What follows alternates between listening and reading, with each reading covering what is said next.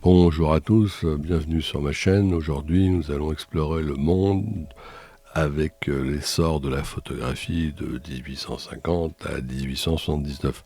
Je fais une petite digression. Aujourd'hui, vous verrez pas mon visage pour la bonne et simple raison, c'est qu'étant un peu grippé, je vais essayer quand même de faire cette émission avec le micro simplement branché à mon ordinateur. Voilà, j'espère que ça vous plaira quand même. Je vous mettrai un peu plus de visuel pour vous raconter cette histoire.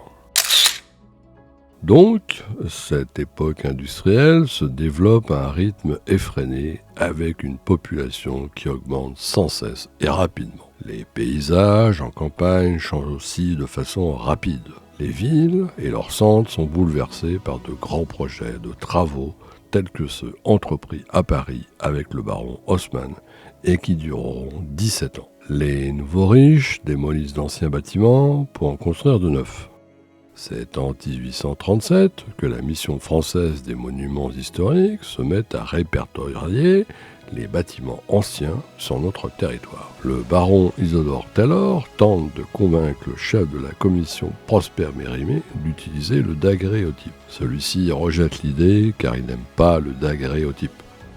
Il faudra attendre 1850 après que la Belgique décide d'utiliser le calotype pour un archivage de ses monuments et que Mérimée accepte enfin d'intégrer la photographie au travail de la commission. Il choisit les meilleurs photographes de France pour réaliser le projet. Édouard Denis Baldus, Hippolyte Bayard, Gustave Legray, ainsi qu'Henri Le Sec et Auguste Mestral. Ils couvriront toute la France pendant des mois et malgré l'ampleur du travail effectué, avec quelques 300 négatifs, dont certains sont d'une qualité incroyable. Les images ne seront pas publiées et resteront dans des caisses pendant des années. Il faudra attendre le XXe siècle pour que certaines de ces images ressortent et servent à la restauration de monuments. La contribution des amateurs. Les Britanniques s'y prennent plus tard, en 1887, à l'occasion du jubilé d'or de la reine Victoria. C'est à ce moment que Sir Benjamin Stone lance un mouvement qui deviendra la National Photographic Record Association en 1897. Elle encourage les photographes amateurs à prendre tout type de photos, des constructions et des traditions populaires. Près de 5883 photographies seront livrées au British Museum, dont 1532 réalisées de Stone lui-même. Le but de Stone était de laisser aux générations futures les us et coutumes, festivals et spectacles, ainsi que les édifices historiques. Le monde découvre la photographie avec la publication du manuel de Daguerre, qui est publié dans plus de 20 pays presque simultanément. Il suscite un enthousiasme pour la photographie et pousse les plus téméraires à traverser des océans. Les daguerréotypes vont être produits en masse et être diffusés en Europe, puis aux États-Unis, avant d'arriver en Asie vers 1839. Les plus vieux documents identifiés en Chine datent de 1844. Le capitaine Lucas de Sydney prend la première photo de l'Australie en 1841. L.J. Sigurdsson arrive en Islande en 1846 après avoir appris la photographie à Copenhague au lieu d'étudier la médecine. En Inde, des publicités proposent les équipements pour faire des daguerréotypes. En 1842, un chariot tiré par 6 chevaux part de Moscou pour Téhéran afin de livrer un équipement daguerréotype complet, photographe compris, au roi de Perse, Mohammed Shah Qajar. La photographie tarde à arriver au Japon, mais c'est en 1843 qu'un horloger de Nagasaki, Ueno Toshinojo, importe tout l'équipement nécessaire. Mais malheureusement, celui-ci mettra 5 ans pour arriver chez lui. Les voyageurs qui rapportent des photographies des pays lointains font rêver ceux restés sur le continent. Certains veulent voir de leurs propres yeux les fabuleux palais et temples cités dans ces histoires et entreprennent de longs voyages. L'appel de l'Égypte. Les Français sont attirés par l'Égypte depuis les campagnes napoléoniennes de 1798. La Terre Sainte, la Turquie, la Palestine et la Syrie vont attirer des photographes comme Maxime Lucan, Gustave Flaubert, ainsi que Gustave Legray. Ils photographient un grand nombre de lieux avec la technique du calotype. Lucan réalisera un ouvrage comprenant 125 tirages sur papier salé. Il remportera un grand succès et sera rapidement épuisé. Il sera même décoré de la Légion d'honneur pour service rendu. 5 ans plus tard, c'est l'archéologue August Salzmann qui a recours à la photographie, car les dessins produits par son dessinateur lui paraissent trop fantaisistes et il se sépare de lui. Il s'attache à reproduire les détails des monuments qui, jusqu'alors, n'avaient jamais été reproduits. C'est un moment charnière dans la culture visuelle des représentations de l'Orient. En Égypte, ce sont les frères Abdullah qui parviennent à surmonter les barrières locales de culture et ouvrent les premiers studios à Constantinople, au Caire et à Alexandrie. Ils deviennent ainsi les photographes officiels de la cour du sultanat ottoman en 1862. C'est l'attrait de l'inconnu et la curiosité qui fera que le gouvernement français enverra l'archéologue Désiré Charnay au Mexique. Il y restera 4 ans. Il sera aussi le premier à photographier les sites archéologiques mayas. Un autre Français, Émile Gessel, prendra les premières photographies du temple d'Angkor Wat dans ce qui est aujourd'hui le Cambodge. Certains ne partent pas aussi loin et profitent des paysages proches de chez eux, comme les frères Bisson qui vont affronter le Mont Blanc et lutter contre le gel de leur équipement. Ils réaliseront la première photographie d'un glacier. Aux États-Unis, c'est le Far West qui va lui aussi attirer de nombreux photographes. La nature grandiose et indomptée évoque la liberté et le danger, ce qui suscite l'intérêt. Les premiers à se distinguer en 1854 sont John Charles Fremont et Solomon Carvalho, qui réaliseront des centaines de daguerréotypes sur le Kansas, le Colorado et l'Utah. La guerre de sécession interrompra et mettra en pause l'exploration des États-Unis entre 1861 et 1865. Par la suite, le United States Geological and Geographical Survey enverra des équipes de photographes. Un certain Carlton Watkins expédiera des cargaisons entières de plaques photos en verre, dont certaines de très grande taille. Mais malheureusement, beaucoup n'arriveront pas à destination à cause des difficultés de transport et certaines seront brisées lors de leur acheminement. C'est en 1864 et 1872 que le sénateur de Californie John Conness présentera une loi pour protéger le Yosemite.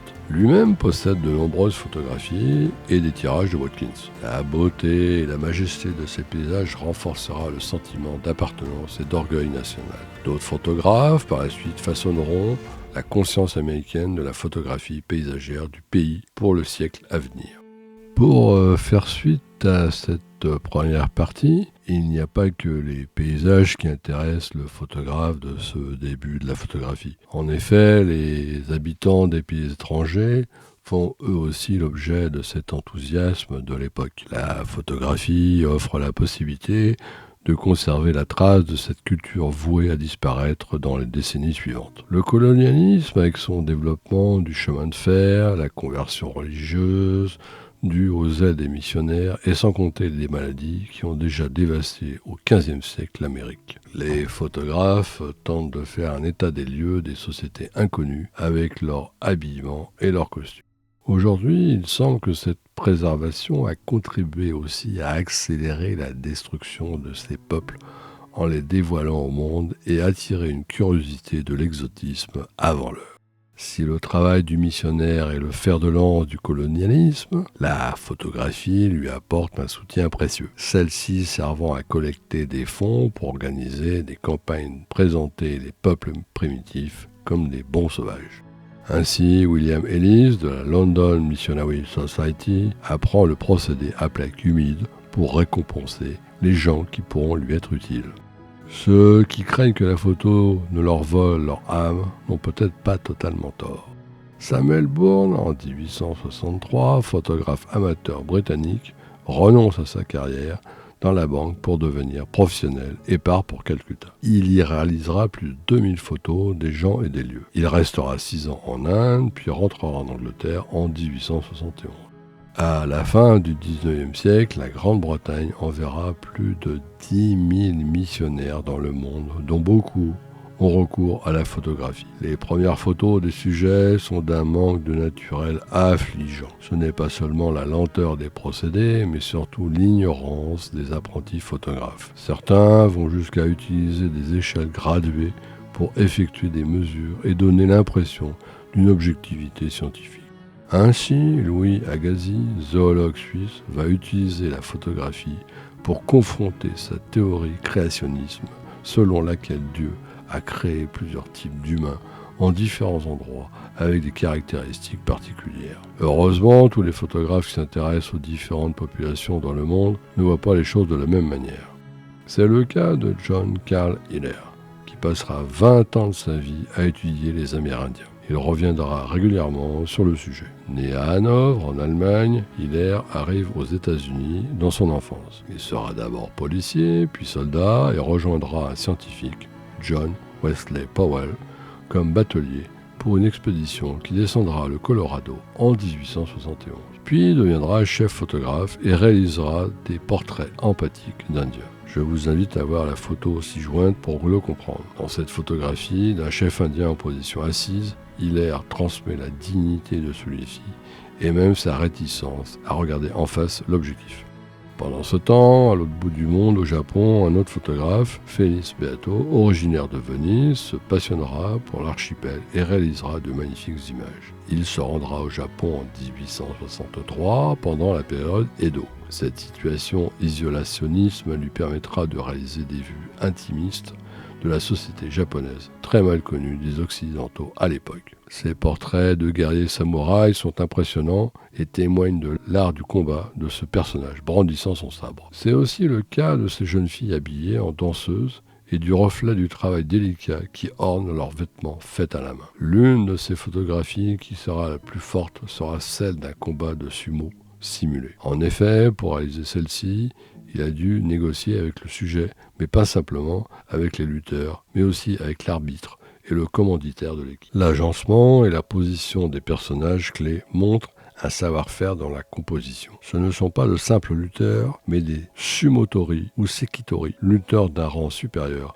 identifiables à leur ceinture de soie colorée. De plus, il a réussi à persuader les autres personnages de faire partie de la scène. À gauche, l'homme en kimono, avec l'éventail ouvert, est le chef de sa propre équipe. L'arbitre est en kimono bleu clair, avec son éventail en bois. Le juge, assis à droite, fait partie de l'ensemble. Cette photographie montre parfaitement la maîtrise de la composition de Beato. Si cette série vous a plu, comme d'habitude, cliquez le pouce en l'air, abonnez-vous et surtout, ne manquez pas les prochains épisodes. Ciao, bonsoir.